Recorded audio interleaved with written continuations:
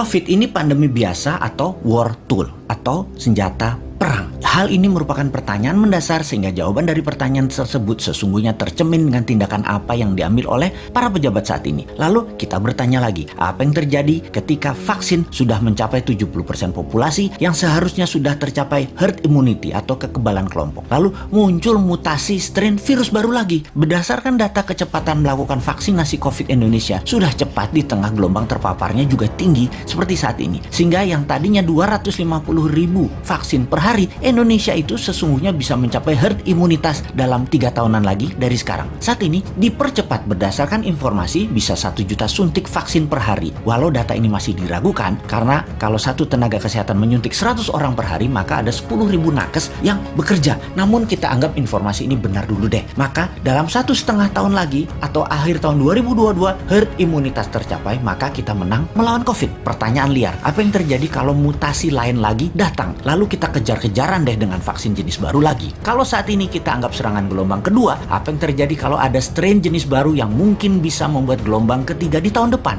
Melihat cara penanganan pemerintah atas COVID yang merupakan virus import dan PCR antigen juga produk import kebanyakan dan masker juga terbanyak barang import, bahkan disuruh 2 lapis lagi sekarang. Lalu vaksin juga produk import. Ini kita tidak boleh berlama-lama seperti ini. Apa nggak kita balik aja sebaiknya? Inilah masa di mana produk lokal, misalnya masker, harusnya merupakan 90% masker yang beredar di Indonesia saat ini adalah buatan lokal. Antigen tes lokalnya harus 100%. Vaksin lokal harus 50%. Atau obat peningkat imunitas yang lokal harus digenjot. Agar kalau virus mutan lagi, kita nggak terus bergantung impor yang akan membuat ekonomi negara digerogoti uang keluar atau flight capital. Sudah cara bernegaranya membatasi uang beredar menjadi tipis di tanah air, uang tadi ditarik keluar dengan berbagai kebutuhan impor dan tunai di tanah air harus hidup dengan pinjaman dolar asing dan yuan. Rupiah kok jadi nggak berdaulat ya? Pastinya karena kebijakannya terlalu impor. Walau bisa terlihat benar karena semuanya dalam keadaan darurat, tapi kalau bernegaranya daruratnya berkepanjangan seperti ini, sebenarnya bisa nggak masuk kategori salah kelola atau mismanagement bernegaranya.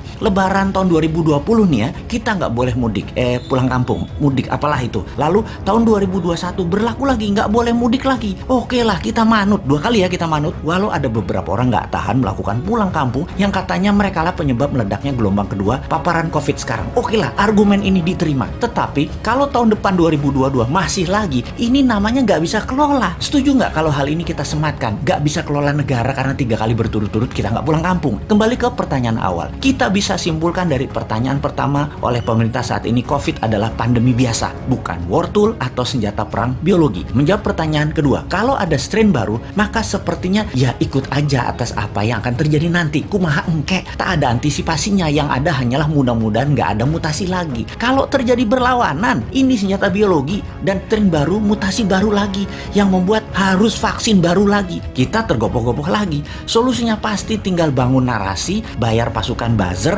dan pasukan buzzer bekerja keras lagi. Nah, di posisi begini kasihan mereka yang mau jadi presiden tahun 2024 sementara mereka dalam posisi menjabat yang ternyata salah semua pengelolaan pandemi dan ekonominya. Pasti kena imbas negatifnya mereka karena mereka juga bagian dari ketidaktepatan kelola pemerintah pusat dan daerah.